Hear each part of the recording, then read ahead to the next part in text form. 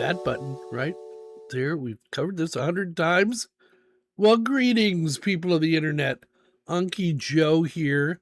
Unky Joe's Playhouse. I hope everybody is doing fine this Holy Saturday, the day before Easter. If you're so inclined, if you're a Christian like I am, and you celebrate Easter, blessings be upon you. We had Good Friday yesterday, so yeah, if you're so inclined, bless you, pray for you. And if you're not, hey, do your thing. Anyway, I'm back and we're just going to get right into it. I got a lot to cover today. I'm going to do things a little bit differently. I'm trying to, rather than me just sit here kind of babbling about what my week was, because it's busy. We all got busy weeks. I want to cover some items that caught my attention this week in tech news and that kind of thing. So we'll get into that. But, first things first, folks. What is Unky Joe's weather like? Because it would not be a Unky Joe's Playhouse live stream without talking about the weather. And here we go. So we are getting some much needed rain. Well, I'm hoping we're going to get some much needed rain coming through here in the next couple of hours. But typically the way things go is the rain comes toward us and then it's like we have a curse over us and it falls from the sky, but not as much as it does in the city for whatever reason. And that's a shame because we are dry out here, folks. And I've started a garden and I got things planned and, I've been busy and I like to work outside in the dirt and, and I like to not have to water my shit every day. I like to have rains that I can depend on. And it helps with the trees. But I got out and mowed yesterday, as a matter of fact. You'll see the evidence of that here in a minute.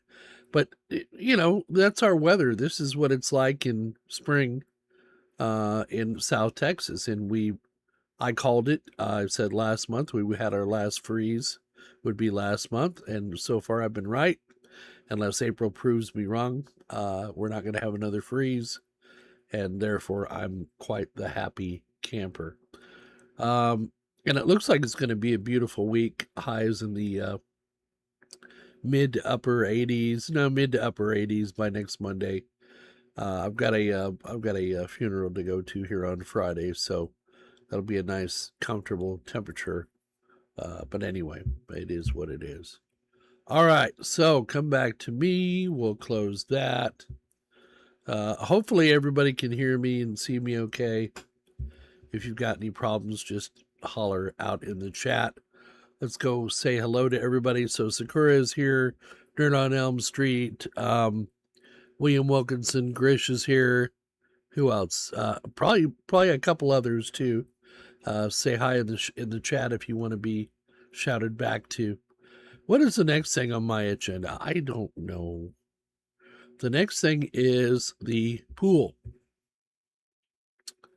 So let's get that shot set up for you. There we go. So like I say, I got outside yesterday. I had to mow yesterday, and not the whole yard, but a good portion of the yard. And one of those areas was the pool. So for those of you that don't know, we have a pool. During the winter, it becomes a pond. And this year it got really, really low.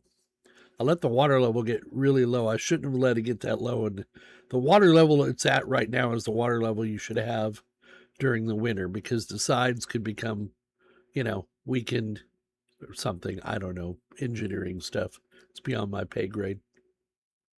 So yesterday I started filling the pool back up, and I'm having to do it with a hose. And I can't get the sprayer off the end of the hose. It's like fused on there. And we have a running joke in this family. There go the ducks. We had a running joke in this family. If you want something to be put on tight and never take it off again, have my husband he's got gorilla hands is what we call him. And evidently he put this sprayer on this hose because I can't get the damn thing off. And the 1-inch pipe going to the pool is currently, just say we had a freeze over the winter and that pipe was one of the frozen pipes. So I just haven't put any effort into getting it back online. But there's where I got the water level up to yesterday. I need to go ahead and get it back up and get the pump started and start bleaching the hell out of that thing. It's not as bad this year as it was last year. I don't know if it was last year we had the dead cat in the pool or whether it was the year before, but that cleaned right up. You know, bleach will clean anything up. And so my goal is to get that pool back up and running because, by God, I'm going to get in it this year because, you know, I turned 60 this year and I'm not quite as mobile as I like. Have you found that out getting older? And the problem is if you don't do something about it sooner rather than later, you never will. And one day you'll find yourself, you've fallen and you can't get up, literally. So Dead Cat was 3 years ago now. Well, thank you, Sakura, for bringing up that bitter memory. No, I'm just kidding. Anyway, there's the pool. So I'm going to continue to put water in it today. I'm going to go out there and wrestle that sprayer off the end of that hose. And hopefully that will take care of the problem. All right, so come back to me. Now we'll go to this one here because I'm sure y'all are wanting to know about the solar. So, the solar. Well, it's good news on the solar front because those panels that I bought and put out there are working very well. And I'm quite happy with the results. Now, I'm going to show you the 24-volt system. I call it the workbench, but it's actually everything you see here and the rack that runs my business is running on this 24-volt system. And I still have this system because I bought and paid for that inverter on the wall here right behind me. I don't know if you can see it too well. And I just can't see, it's hard to sell it these days. And I don't have any, I don't have any reason I want to sell it. It's half as efficient as a 48-volt system, but it is what it is. And it's not like I've got batteries for it and everything. So I just have this run the rack. I've got more panels for it. You can see I need more panels. This is consumption. This is production. So it's not even, it's not even powering the load at this point. But it is cutting my usage from the grid quite a bit. So much so, in fact, that it's now because our bill is averaged over the year. Even if you put solar on, you start saving like $100 a month. You're not going to see that until 10, 11 months out into your next year because it's averaged. So we're starting to see the bill come down now. We're starting to see effects of the bill coming down, and even during the winter, we noticed that's when the drop started, was in the winter. So that tells me we're using less power. Well, we're using less from the grid in the winter as well as the spring and summer. So again, clearly I need more panels. I have 4 of those 400-watt panels outside. The reason I haven't hooked them up is because we're going to move them into the back 40 with the other panels because I'm tired of those panels being right up close to the house. They just look, kind of tacky, but, I had to get around to it before I can move it. But it is on my list to move it. My neighbor's going to come over and dig me some trenches to run the electrical in. And then I just need to be able to afford the wire. So it's been a combination of things, and I haven't been able to afford the wire yet still. But as you can see, I still got 58 kilowatts of electricity from the sun over the last 5 or 7 days. So it's no slouch. But the big one is the 48-volt system. This is the critical loads. These are the loads on the house.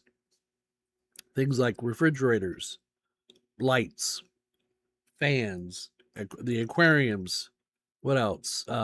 Kitchen appliances, the little oven, the toaster oven on the counter, the microwave, etc. TVs or living room stuff and that kind of thing. And as you can see, we only use 3.3 kilowatts from the grid all week. The rest of that came from solar.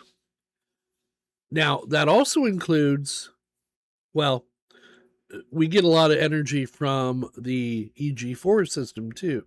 So the EG4 system feeds into this system right here.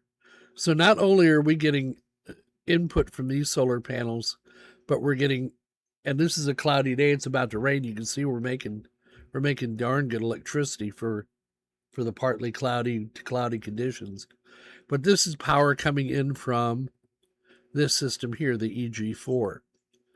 So we also have to look at this, and this one hasn't performed so well. You can tell we need more panels because we're consuming 33 kilowatts and only producing 5, 8, 8, 9, 9, 5, 9. There we hardly used any energy at all. These were probably heating days, I would imagine, heating or cooling. That's the other thing. My spouse likes to go behind me, just like every spouse, and turn the temperature down because you move around, you get a little bit hot. So I have to constantly go behind my spouse and turn the power usage down in the house. But it is starting to get to the point now where it's actually paying for itself. So I still need more panels. I have batteries, but back to the BN60 thing. These batteries weigh 100 pounds each. And Unky Joe can't handle that alone. And they're big, they're big battery boxes that are the size of a 4U or a 3U server, and they weigh 100 pounds. So you can imagine I have to wait till like the neighbor boy can help me or something like that, or my spouse can get in here and help me with it, because I find that I can't lift that as well without some assistance. The other thing I have is in my equipment room is I need to take that battery that I built, where the sparks flew, and I want to put that, I got a case for it, a vertical case. So I'm going to put that battery into that vertical case and build it. But the other thing has been, I just haven't had time. So for you, those of you that don't know, I'm onboarding a new client. I had a client, thought they were winding down their business at the beginning of the year, but it turns out that this person's going to stay in business. They just downsized. So I haven't lost that client and probably won't until we both decide to retire. And then the other client that I gained is another engineering firm, and I'm doing CMMC compliance for them with using Microsoft Office 365 to make their network compliant. And we'll cover that a little bit later because it's going to tie into a story I want to tell you. So let's see. We also had Jay McManus join us as well. Good to see you here. All right. So there you go. So here's what I'm going to try and do today. I'm going to be reading off of a script. Okay. I know. Cut me some slack. I'm going to try and do it as cleanly as I can and look at the camera instead of reading my script. But I'll look down here occasionally at the script to remind me what it is I want to say, because, if I don't have someone to reel me in, I can go all kinds of directions. So I came across a YouTube video the other day about SSDs and why they get slower the longer you use them. Why do they slow down? And to be honest, I've understood for years. I've been around a long time, folks. I've understood for years how hard drives work, right? But I've never understood how SSDs really work. I never took the time because I'm busy. I got a life. I got things to do. And so when this video came along, I thought it was the perfect opportunity, to talk about it. So, if you've ever bought an SSD, whether it be a 2.5-inch form factor or an NVMe, that thing feels like it's like thunder and lightning for 6 to 8 months. And then you start noticing that things are getting a little bit slower. Now, me, not so much. I don't save a lot of data to my local SSD drive, my NVMe. I have a 1 terabyte drive in here. I mainly save stuff to my network, right? So maybe mine doesn't get as much reading and writing as yours does. So, but the point is, it'll start to stutter. Sometimes it can, you notice the latency's gotten longer. It seems to take longer to copy files to it. So, but that's, you didn't break it. That's what it's actually designed to do. So I watched a video. The guy was Tech with Nicola, and I if you haven't seen his video, I urge you to go out there. I'm going to kind of summarize it for you here. So the first point he makes is the mismatch problem, and that is SSDs have a weird rule. All right, they can read or write a single page, piece of paper, right? They can read or write a single page of data, but they can only erase an entire block of data, which is hundreds of pages at a time. So right there should clue you in as to a major problem with SSDs, okay? So it's like if you wanted to erase one sentence in a notebook, but the only way to do it was to bleach the entire page. I would probably call Hillary in on that one. But anyway, point two he makes is it's called the FTL, the Flash Translation Layer. I almost said transition. So your SSD has a mapping table, the FTL. Is it synonymous with the FAT, file allocation table on a spinning rust? I don't know. Okay. So when you update a file, the SSD doesn't actually overwrite the old data, right? It writes the new version to a fresh spot and then marks the old spot as stale or dead. This is something I didn't even know. So the result is over time, your drive gets filled with stale data, right? The computer can't use it, right? But the SSD has not bleached the data yet. So that's where it comes down to it. He makes the point number three is why it slows down is because of garbage collection. So when the drive gets full, it has to start garbage collection, which means it has to move your good data to a new spot just so it can erase the blocks where the old data was, right? That way it can make room. And then there's write amplification. And that's the killer. So for every one file you save, the SSD might be doing 5, 10, 15 internal writes just to clean up. That's why your speed drops off a cliff. This is why it's very important that you follow that, 20% rule on an SSD. Never fill it more than 20% full. Leave yourself some reserve there. And the other thing you want to make sure is that you have trim enabled on that drive. And if you're using like a virtual SSD drive, you want to make sure that's turned on as well, because that's the housekeeping that keeps everything in order. And if you don't have it turned on, you can actually fill up that drive very quickly and lose access to it, lose the ability to write to it. So be aware. And then check the health. Usually the smart reporting will tell you your percentage used of your drive. So be aware of that. Keep that up. But it was just a learning process. But anyway, that was a good article. Again, it was made by who's the guy who did it? Tech with Nicola. And I'll try to put a link after the show down in the notes so that you can have access to that. Now, the next thing we're going to talk about is Claude, the elephant in the room. So, for those of you that don't know, the Claude is an AI. You've probably heard of Claude Code. We're going to talk a bit more about AI and the bubble that I see. But let's for those of you that don't know, part of the Claude Code was leaked. Inadvertently, some monkey had pressed the wrong button. And so how it happened. So Anthropic pushed an NPM package that included a source file map or source map file. The file is basically a treasure map, so it points directly to the original unminified TypeScript code stored in their cloud. So not only did it give access to it, but it gave access to a file back on their cloud. So within hours, the entire code base was mirrored across GitHub. So now keep in mind,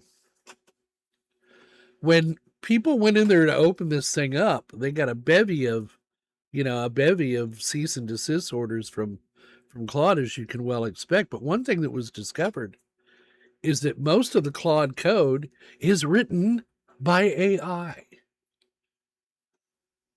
Now, U.S. courts have recently ruled that AI-generated content, whether it's art or code, music, whatever, it cannot be copyrighted because it lacks human authorship. So when Claude, the folks at Anthropic are sending out these cease and desist orders for supposedly copyright infringement, how could they copyright it? But they're a bigger company than you and I, and who's going to take them to court, right, to prove that and I figured they would get, it makes sense to have AI write your AI stuff, right? So, but there are a lot of little treasures and gems in there that you learned about Anthropic and Claude and all those other companies.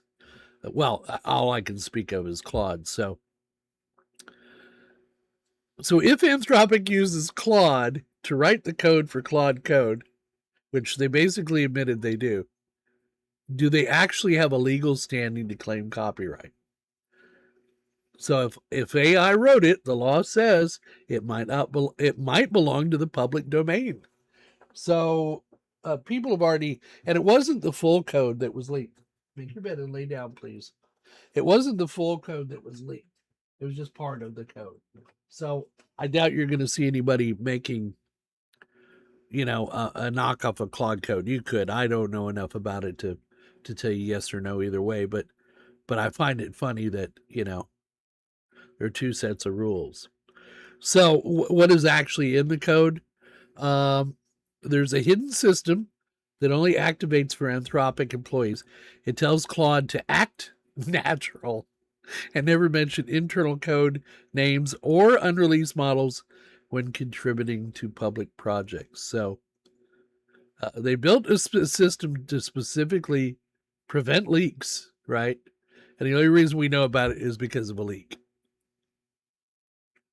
I've made this statement many times. You will never have security or a secure system as long as humans are involved in a process. It's just not ever going to happen. So they were going to do something called the Tamagotchi style pet system called Buddy for developers with stats like chaos, wisdom, and snark. Okay. So that's Anthropic. And actually, I have been using quite a bit of AI stuff online. I've used Perplexity before. It's great for research articles. Now, look, let me clarify something. My view of AI is it's a glorified search engine. That's where we're at right now. And you can search the entire internet, web, everything out there with AI, and it can make some, because AI is not agentic yet, folks. It ain't there. It ain't even close, basically. And there are articles out there. We'll be covering that as we move forward in time about how AI is not what you think it is, right? We're going to try to have a segment every week on these live streams about how AI is not where people even think it is. And there is a ceiling we've reached now with AI. We can't go any further with these LLM models. So what you're seeing now is as good as it's going to get, unless there's some earth-shattering change with how they look at AI and how they write the code for it, because we've hit a glass ceiling now, and again we'll cover that in a future video.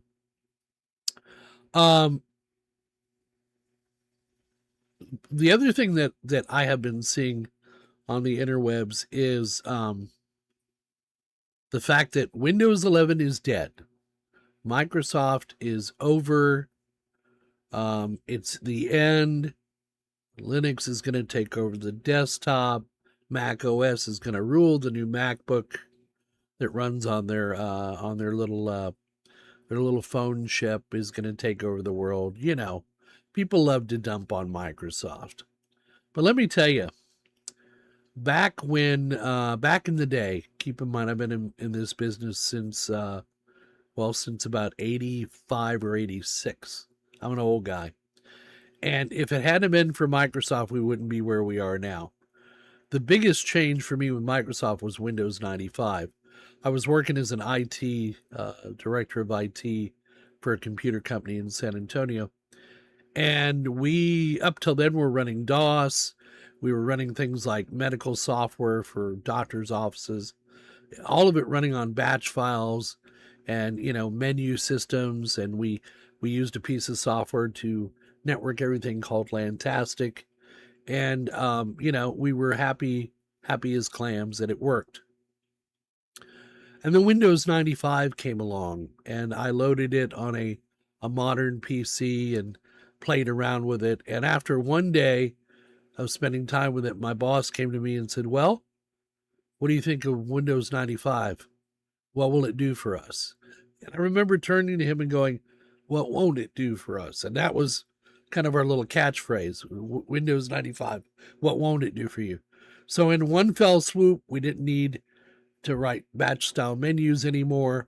We didn't need to have a secondary networking stack loaded under DOS. If you ever dealt with DOS, you ran out of memory very quickly. Windows, you didn't have that problem. Everything was point and click. We could run multiple applications. Stable. They were stable. They would run, well, as stable as Windows could be. But it was such a paradigmatic change for us that it changed the way we do business. And so I got a soft spot in my heart for Windows. And let me tell you, Windows is on over 1 billion desktops. So if you think Windows is going to go by way of the dodo, yeah, wake up, smell the coffee. The same way with in corporate America, especially if you're doing what I do, which is you use the Office 365 GCC or GCC High. They're one of the few companies in town that have government contracts, and the government will actually put their systems on Microsoft servers because they comply with NIST or CMMC requirements or other FedRAMP requirements. So there's no other companies doing that. Not right now. Doesn't mean that won't change. Now, Europe is going a different direction. Europe wants to do their own open source kind of, and more power to you. Go ahead, get off Microsoft. I don't think Microsoft really care because, I know a few EU countries did that with their Office products a couple of years ago and they came running back to Office because they didn't have all the features they need in the open source software. And it wouldn't be that way if people would support open source and we could come together as a group and pick one desktop operating system to use on Linux, among other things. So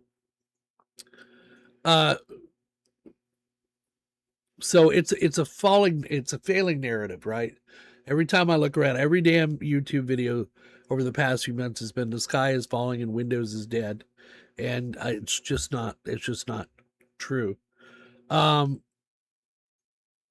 Here's the deal with Windows: it just works. When you take it out of the box. I'm not saying everything is perfect. I'm not saying it doesn't spy on you. I'm not saying it doesn't force things upon you that you don't want. But if you've got a little skill and you got a little knowledge and you got the internet at your disposal, you know how to get around those things. Even in corporate America, keep in mind the version of Windows you run at home or even the Pro version is not the same that we run in office buildings a lot of times. We either run, we run the enterprise level or the IoT things, or the long-term support channels. So a lot of the crap that gets into Windows 11 doesn't go into the corporate version. Now, Microsoft has taken note that you're not real fond of this agentic AI stuff that they put into Windows, and they're doing something about it. So, but folks, those of you that think that Windows is dead or over, just here, come with me, smell the coffee.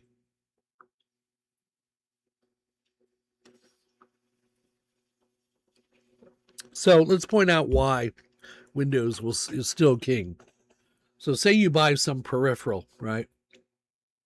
A joystick, flight sim, yoke, or wheel. You're pretty much guaranteed there's going to be a Windows driver for it. Linux, not so much. And keep in mind, I'm coming from a guy who actually ate his own food, you know? I tried Linux. I've got videos on my channel about what happened when I tried Linux. And I'm a tech guy. But the thing is with tech, just because I like to tinker doesn't mean I want something I have to tinker with to run my everyday. I got a job just like the rest of you do, and I want my operating system to be stable and as secure as I can make it and reliable, you know? Windows does that. Linux doesn't on the desktop. Yeah, and you rarely have to worry about Windows working. That's if you've got Windows that's not working, you've got a hardware problem usually. Gaming. I mean, everybody's gaming on Windows. Why? Because of all the anti-cheat shit, you know? So until game manufacturers, designers decide to support Steam and these other options a little more thoroughly, you're still going to get great performance for games on Windows. So, and then the professional software. And we're going to talk about that as well. The Adobe Office Gap. There's great open source alternatives like GIMP or LibreOffice. They're not clones. They don't have all the features that Excel has. And if you've got a client like I've got, which is an engineering firm, two of them, they use Excel. They can make things happen in Excel you would think you need a database program to run in. So this is what I'm saying. People say, well, go to LibreOffice or go to this. And yeah, for most small businesses, shit, yeah, I could run my business on a Synology NAS, but I wouldn't be compatible with the rest of the world as far as document standards and all the features. That's just the way it is. World runs on Windows. So just some statistics for you here about Windows. Even despite the mass Exodus videos, market share, Windows still holds over 92% of the desktop OS market share as of early 2026.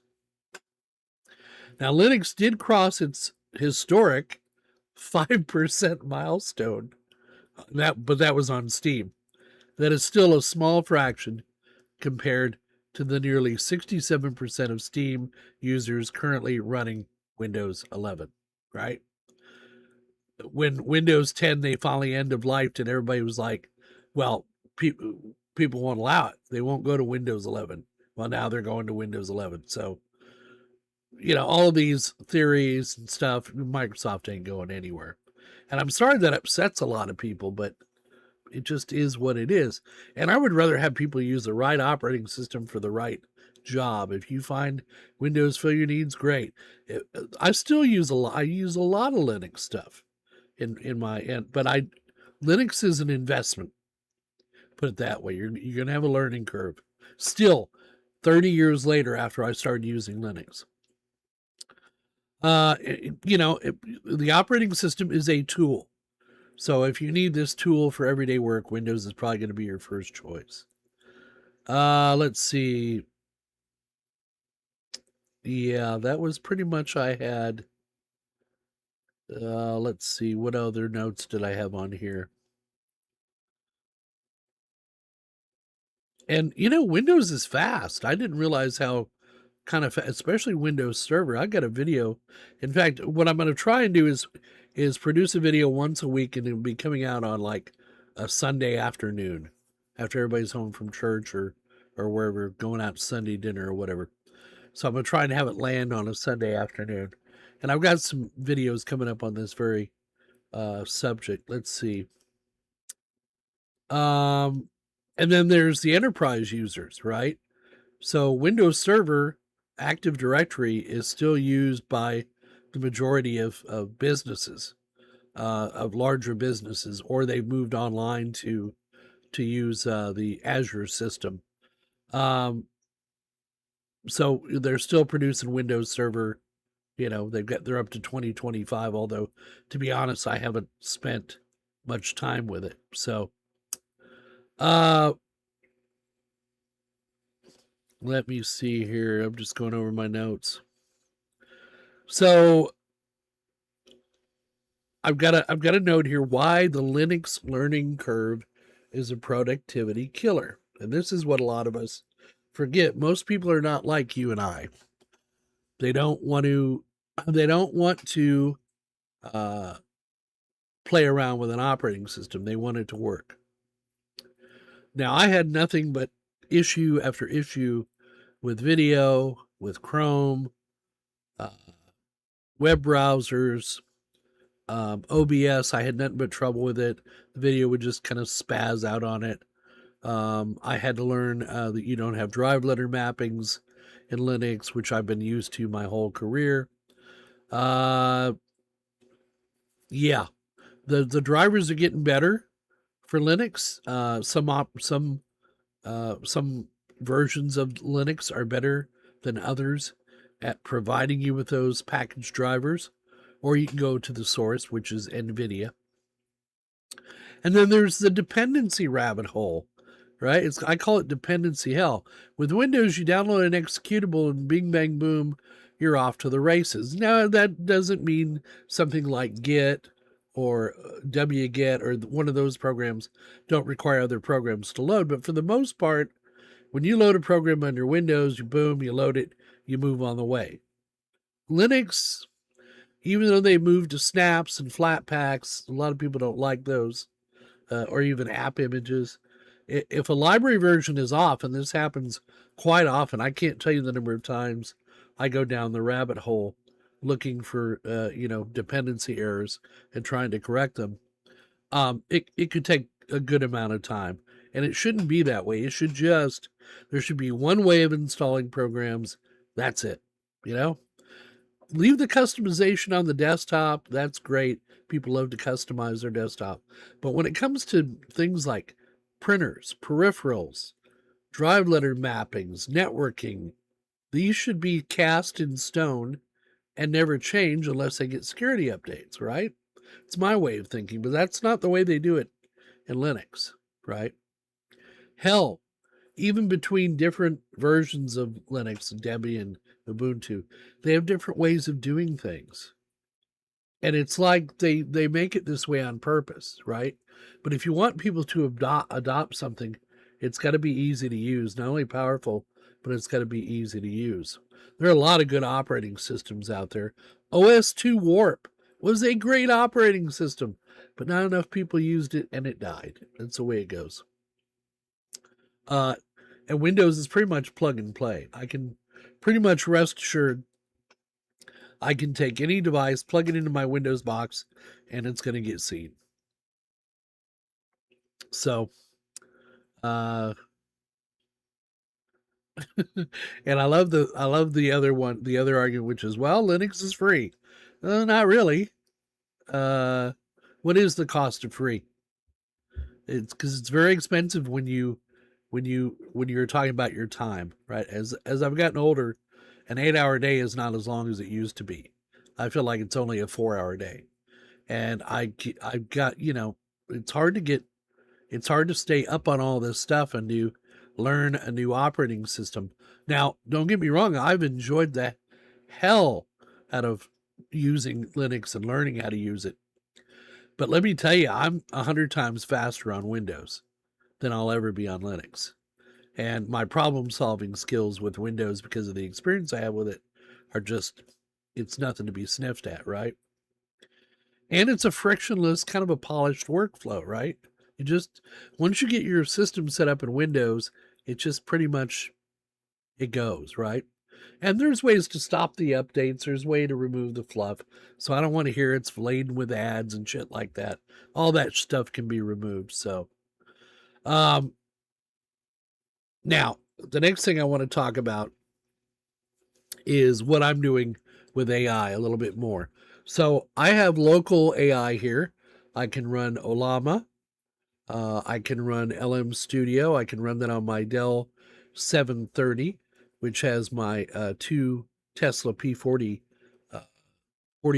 24 gig video cards in there. Well, AI cards in there. I had a little trouble with LM Studio the other day, but I managed to rectify that yesterday. So now I've got LM Studio back on there. And then I have the beast right here. This is HAL 9000 that has two RTX 3060 12 gig or 12 gigabyte video cards in it. That also runs Ollama and also runs LM Studio. And I'm leaning more toward LM Studio as time goes on. They're just more, it's an easier to use interface, etc. So I use that locally for my local AI, and Gemma and Qwen 3.5 are really two of my favorite models right now to run locally. But keep in mind, AI is an illusion, folks. It's not answering your questions. It's predictively trying to predict what you want it to tell you. And we'll cover that in a little more detail in another episode because I gotta get moving on. So this AI thing you're seeing right now is a bubble.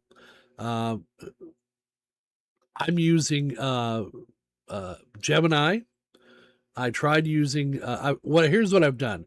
I went out and I as you may or may not know, I use Grok, and I pay $30 a month for the Grok Plus. I did that for 30 days just to see, because it was running. I was asking Grok so many questions, I ran out of tokens. So I went ahead, signed up for a month, and paid $30 to Grok because I use it. I use it a lot, especially for IT research. It's really good at IT stuff. Then I went ahead and said, well, I need to give the other ones a try too. So I've already used Perplexity. It's okay. For deep research, it's pretty good for, researching things and getting statements, getting links back to websites and whatnot. I tried whatchamacallit way back in the day, OpenAI. They're not going to be around much longer, so I'm not going to waste any time on them. Right now, I'm evaluating Gemini. I went ahead and signed up for that with Google. It gives you a bunch of other pluses. And they have the first 2 months for $9.99 a month, and then it goes up to, I think it's $20 a month after 2 months. So I signed up for that. I signed up for Claude. Well, I didn't sign up for Claude. I'm using their free plan. And the other ones just don't, I have no interest in them at all. And I'm going to predict by the end of this video who I think the winner is going to be. I don't think you're going to see OpenAI around much longer. The problem is that these folks are in all essence, they're waiting because NVIDIA can't make the video cards fast enough. So they're paying the NVIDIA tax. So whereas normally a video card, when they buy it, would be $700 or $800 wholesale, they're paying $1,200, $1,300 for these cards, just like you and I would be if we bought them directly from NVIDIA. So they have that tax. And the other thing they're doing, because they can't get their hands on the cards, is they're leasing them. So you're not with it by the end of the year. I don't think OpenAI is going to make it. Just my gut feeling. Claude, we'll see how this leak treats them and how people look at their code. But I think you've got enough people now using AI to realize that it has some serious limitations. It doesn't mean it's not usable. It doesn't mean it's not functional. It doesn't mean it's not a great new way to search the web. And that's my thing, because you can put everything into one big database and it can search it. So I'm going to take the skeptic's view on AI. Let me see here. And you get a stamp on this stuff like daily. And there is one guy that I stay up with and check him out on a daily basis, and he has the same feeling I do, that it's a bubble. It's they're throwing a lot of money at it.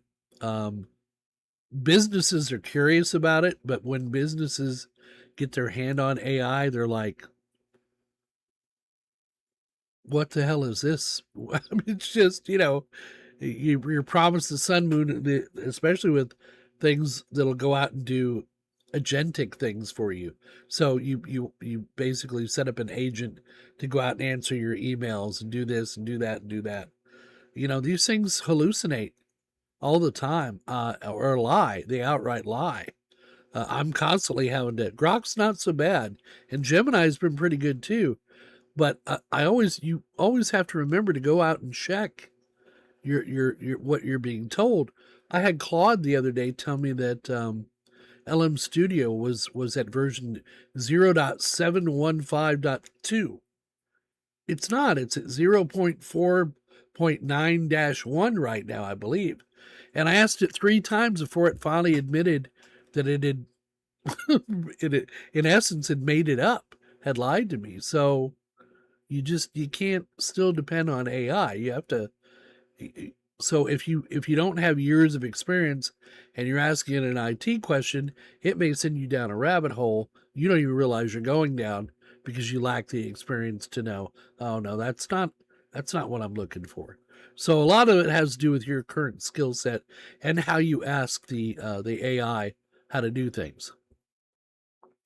But AI is not going to take over the world. It's not going to take over the majority of jobs, just not in its current iteration. It's not. And it's going to be years before we have anything that is that can be depended on and qualify as agentic AI. I just don't. If you use it at all, it's fun. It's a nice tool for research, for helping me learn how to use Office 365, GCC. It's been a godsend. But yeah, you got to pick the right model. You got to feed it the right prompts. You got to have enough space to get your prompt in there. And you got to make sure the bigger the prompt, the longer it can follow your train of conversation, right? That's the idea. So let's see, what else did I have here? And then I'll tell you who I think is going to win. There's the AI bubble. Let's see.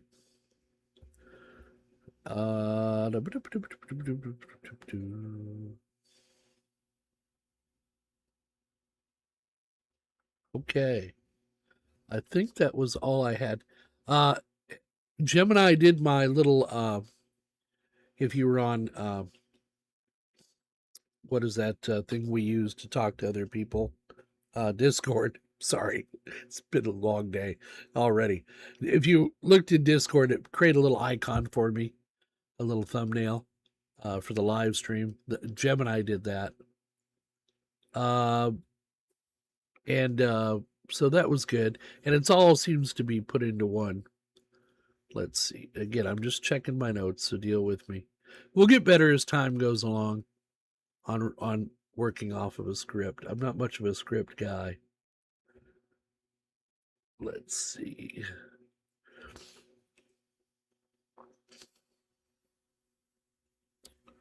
All right, I think that's it. The big story that I had is that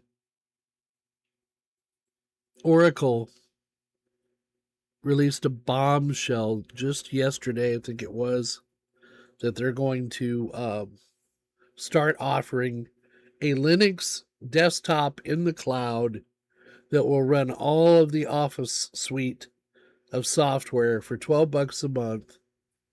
And Walmart quickly jumped from Microsoft over to Oracle. And I'm here to tell you why I'm not that, it's again, people are going to go, Joe, we told you so. Microsoft is losing now to Linux on the desktop. Okay, so Walmart signed up to migrate 350,000 workers away from Windows. And that's fine. I think that'll work out actually fine. Most people don't care if they're on Linux or Windows, as long as they can get their job done, right? So, and you can make the desktop, this is Oracle's own proprietary version of Linux. So I'm sure they have no trouble making it Windows-like for most people. Okay. They're going to charge you $12 a month. So Walmart's going to be saving $422 million every single year. That math isn't too hard to beat. And the reason most companies haven't switched to Linux is because of Adobe, Office, the kind of things that need to run on Windows. So my first question is, well, what about the Adobe suite? Is it going to run on these Linux desktops? Are there alternatives to Adobe? Yeah. But if you put GIMP or you put some open source PDF editor in front of somebody who's used Adobe products for the last 20 years, you might get a little pushback. So keep that in mind. But as far as the Office trap, Oracle says they got that taken care of. And they got me to thinking, how the hell are they going to run Office under Linux? Are they going to run it through Wine? Are they going to do it through that? Oh, no. In their infinite wisdom, they're going to run all the web apps. Has nobody ever dealt with Microsoft before? You don't think Microsoft has the ability to turn off features on their web-based apps? Hell, the web-based apps won't even function as fully. Have you used Outlook? They won't even function as fully as the desktop apps. So for power users, people like my engineering firms, they're not going to go to it. They lose a bunch of features. So the hype on the internet is this is a death knell for Microsoft. No, it's not, because if you're going to come play ball in Microsoft's yard and they steal the ball, don't cry. Don't cry. Don't be a puss, right? Which is what's going to happen. So what about GCC clients or Microsoft Office 365 clients? Yeah. So Microsoft has spent billions of dollars ensuring that GCC high data is physically segregated. It's very important. Hosted on U.S. soil and managed only by screened U.S. citizens. That is sovereignty level, and that a standard cloud desktop often can't match. But in Oracle's defense, they're not going after that. But the big thing I don't think everybody is getting is that Microsoft holds the keys to the kingdom when it comes to those online applications. And Microsoft can turn that switch off basically because they can just say it's a security issue. Well, if you're not being authenticated on something like Azure or something like that, well, then we can't allow you access to that app because it's not running on Windows. It's not running on a supported operating system. And this is going to become more and more important because right now it's the federal government adopting these standards because they're getting tired of getting infections and not having a standard. So now they're requiring anybody who does business, if your system touches the government system or you do work with it, we want you to meet these NIST standards. So who do you think is going to be next? States, and then cities and counties, right? So hopefully Oracle's focused on that prize as well. They already have they have their foot in the door, but they don't have the certifications that Microsoft does. So they don't have a secure system that they can host for the government like Microsoft is doing now.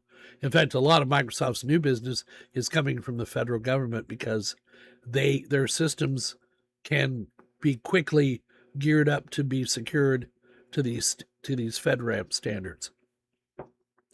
So,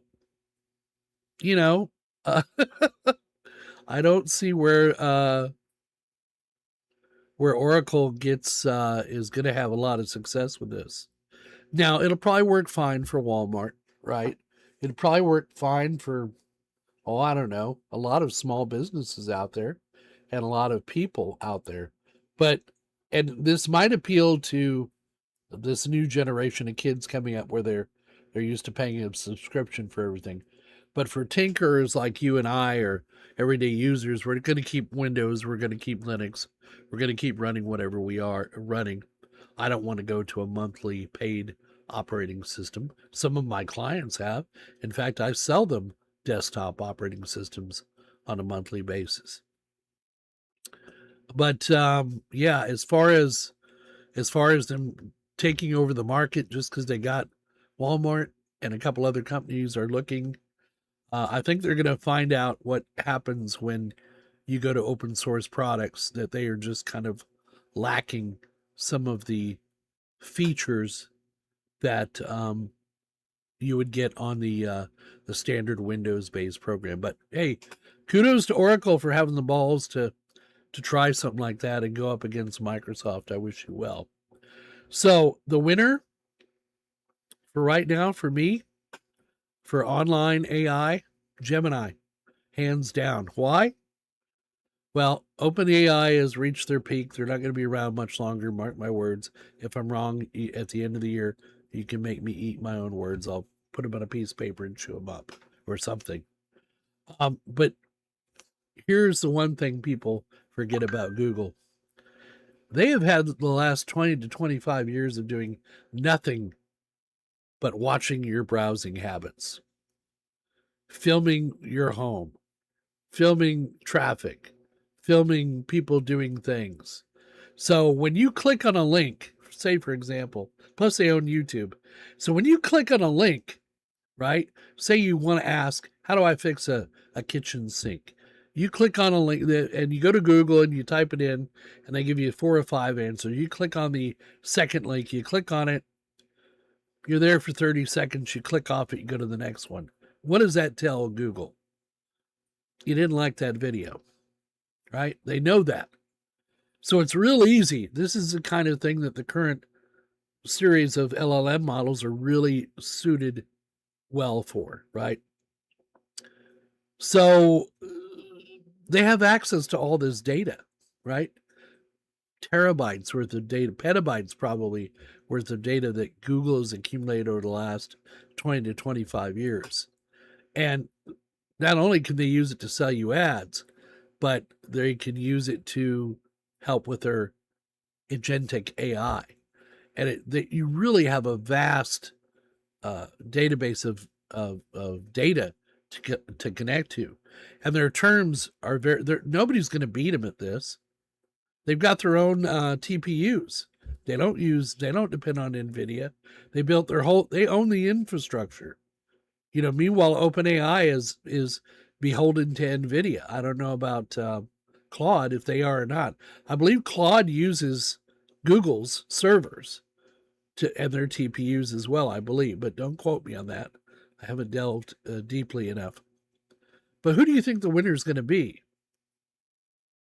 So I'm putting my bets on Google and on Gemini, and I'm going to use it side by side with Grok for until my Grok subscription needs to be renewed, and then I'll make a decision at that time as to whether I keep Grok around as well. And the only reason I paid for Grok was I wanted a bigger context. So that's the other thing. You got like a million, you can put 550 pages worth of document you could feed Gemini at one time, and it can analyze and summarize it for you. That's how big the context link is. Plus it has other things. You can do the video, you can do audio through there, you can do thumbnails. It did the thumbnail. And the answers aren't bad. It'll get better over time. That, and they give you a whole bunch of more storage space on Google Drive and all that good stuff. So for me right now, the winner is going to be Gemini, and I think long term they're going to end up winning this AI battle. I don't know who else is going to be in there with them, but as long as they can do what they do, they're going to do it. And Google, don't ever count Google out of the cut.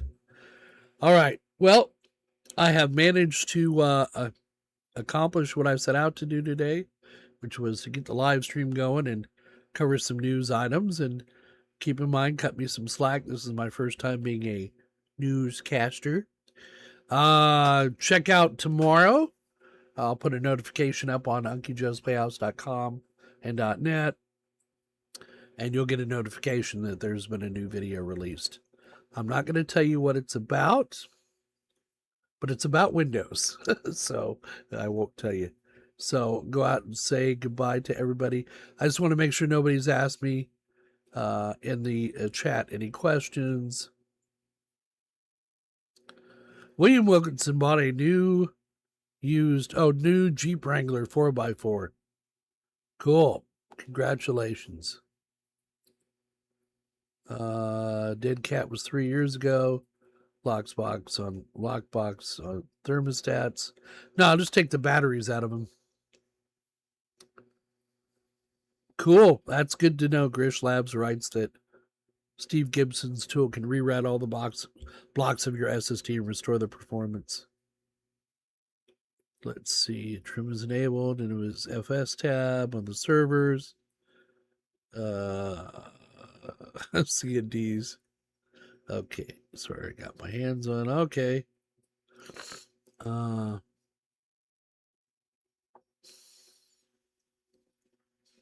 Windows and this. Yes, it is, James. You said it. May not agree with it. I mean, I may not like that, but it just, it just is the way it is. Yeah, Microsoft was investigated for antitrust years ago.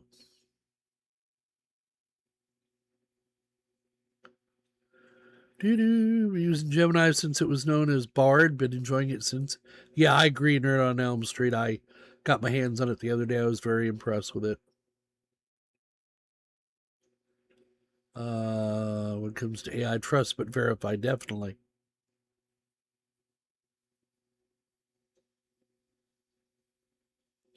I treat AI like an intern. You took the words right out of my mouth. My knowledge checks the results. Yes. When you're being, when something's not right, when you're not being told something that's right. Yeah, the new Outlook sucks. It really does. And I've been a big fan of Outlook. It's like they had too many features that nobody used. So then they cut it down, and now it's just like this pile of shit that they've left us with. I don't know what they were thinking. Okay, perfect. See, Claude uses OpenAI as the founder took a job with OpenAI. I hadn't heard of that. I thought they wrote their own code. Wrote their own models, but I could be wrong. Let's see. Let's find out.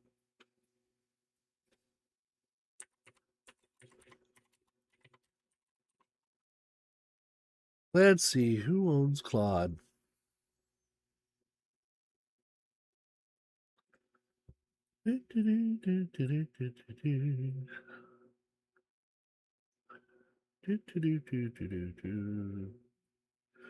Well, I'm going to have to fact check you on that one.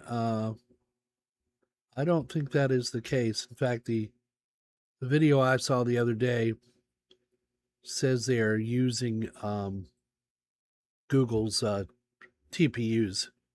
I could be wrong, but we'll check it out. We'll check it out. You may have. I know there were people that look. Let me tell you something about AI. If it's so damn good, why are the top people in AI leaving the companies that they help create? Why are all their top programmers saying, yeah, okay, we're going to go do something else? I should tell you something right there. Anyway, I want to thank each and every one of you for coming back to see this old guy again.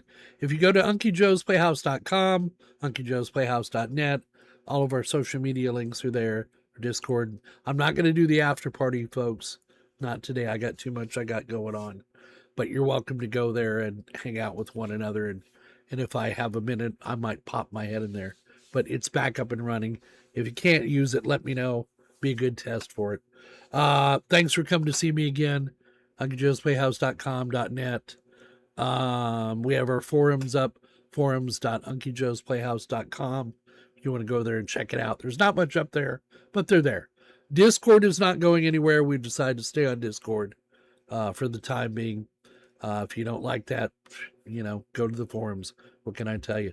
Thanks for coming to see me again. Subscribe if you're not already a subscriber.